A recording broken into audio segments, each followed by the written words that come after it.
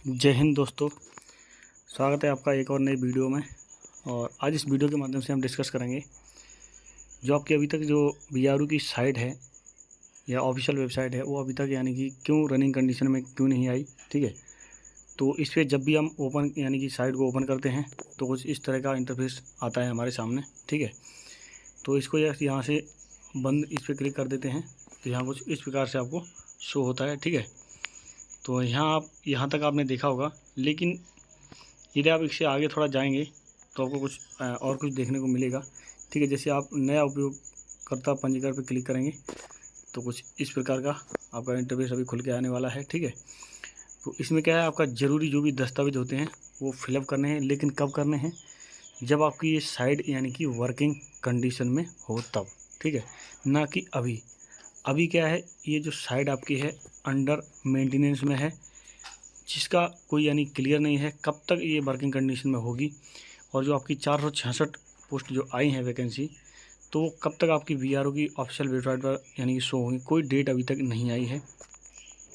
तो इसमें किस प्रकार से आपको यानी कि अप्लाई वगैरह करना है वो यहाँ आप देख लीजिए एक बार। ठीक है, तो ये देख लीजिए उम्मीदवार का नाम हो गया, यहाँ ऊपर आप पढ़ सकते हैं जनरल रिजर्व इंजीनियर वल। ठीक है, सीमा सड़क संगठन भर्ती प्रबंधन प्रणाली उम्मीदवार पंजीकरण। तो पंजीकरण किस प्रकार से होगा यहाँ आप देख लीजिए एक बार।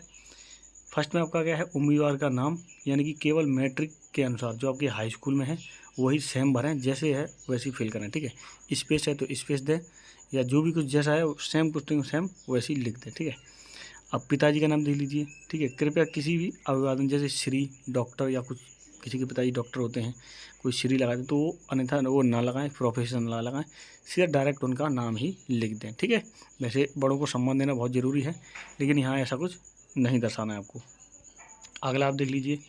ठीक है, माँ का नाम लिखना है, कृपया बिना किसी श्रीमती या डॉक्टर प्रोफेसर या कुछ भी आपको नहीं दर्शाना है, डायरेक्ट आपका जो भी माता जी का नाम है वो यहाँ आपको लिख देना है। ठीक है, यहाँ देख लीजिए आपकी जन्म तिथि भरनी है, जो भी आपकी हाई स्कूल के प्रमाण पत्र में है हाई स्कूल में, तो वही आपको यहाँ भरना है, ना कि कोई अदर गलती से भी ऐसा गलती नहीं करना है। ठीक है, यहाँ आपका जो भी आधार कार्ड नंबर है वो भरना है। ठीक है, उसके बाद आपका ईमेल आईडी यहाँ भरनी है, उसके बाद आपका मोबाइल नंबर 10 अंकों का वो यहाँ भर दीजिएगा। ठीक है, तो अगला आप देख लीजिए, ये आपका कुछ घोषणा पत्र है, यहाँ आप जैसे ही टिक करेंगे। ठीक है, तो ऐसे करके कुछ टिक करेंगे तो यहाँ आप देख लीजिए आगे क्या क्या लिखा हुआ है।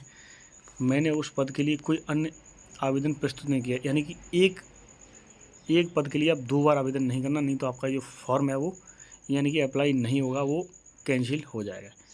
मुझे पता है कि यदि इस नियम का उल्लंघन करता हूं तो मेरा गृह केंद्र द्वारा तुरंत अस्वीकार कर दिया जाएगा और किसी भी स्तर में मेरी उम्मीदवारी रद्द की जाएगी।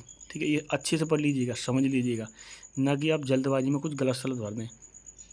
अगला आप देख लीजिए, मैंने विज्ञापन के सामान्य निर्देशों के प्रावधानों को पूर्ण रूप ध्यानपूर्वक पढ़ लिया है, उनका पालन करने का वचन देता हूँ। ठीक है, अगला देख लीजिए, मैं ये भी घोषणा करता हूँ कि मैं भर्ती के लिए निर्धारित आयु सीमा, आवश्यक योग्यता, शारीरिक मापदंड आदि से संबंधित पात्र शर्तों को पूरा करता हूँ। मैंने आवश्यक योग्यता आयु श्रेणी, जो भी आप जिस श्रेणी से बिलोंग करते हैं, SC ST जो भी हो, और आयु की छूट पाने के लिए अपने दावे को समर्थन प्रमाण पत्र की स्व प्रतिलिपि फोटोकॉपी इसमें लगा दी है, जो आपका यानी कि होता है, जैसे मैंने आपको दिखाया है। इसके यानी कि बाद आप जब ओके करेंगे, ठीक है, फॉर्म को, तो आगे आपका जो है दस्तावेज यानी कि अपलोड करने के, जैसे जमा करोगे, लिखा है इस पर क्लियर है घर, तो जो जमा करोगे तो आगे आपका ये दिखेगा कि उस पर अपलोड करने के, जैसे अंक तालिका हो गया, आपका आधार कार्ड हो गया, सारा कुछ उस पर अपलोड होगा, लेकिन अभी यहाँ ओपन नहीं हो रहा है। अगले बात कर लेते हैं। मैं ये अपना चौथा देख लीजिए, मैं यह भी घोषणा करता हूँ कि मुझे आज तिथि गृह के द्वारा किसी भी अनुशासनात्मक आधार पर प्रतिबंध नहीं किया गया है तथा किसी भी न्यायालय द्वारा मुझे भी कभी दोषी नहीं ठहराया गया है, तो आपके ऊपर कोई मुकदमा वगैरह नहीं होना चाहिए।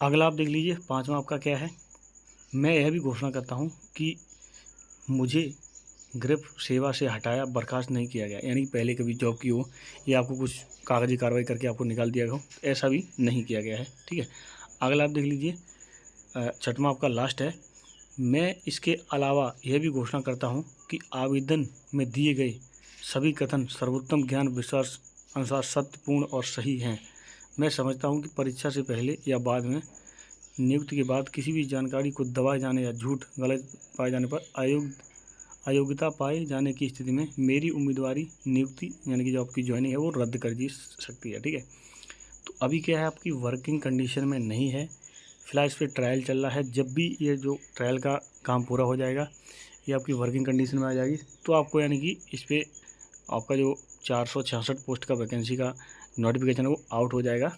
तो अभी क्या है, फ़िलहाल ये आपकी मेंटेनेंस में है, अंडर मेंटेनेंस में है। जैसे ही इसका हो जाएगा तो वैकेंसी से संबंधित जो भी आपको यानी कि जानकारी है वो आपको एकदम एक्यूरेट मिलेगी। ठीक है, और चैनल को सब्सक्राइब करके रखें और वीडियो को ज़्यादा शेयर करें। ठीक है, मिलते हैं एक नई वीडियो में। जय हिंद, वंदे मातरम।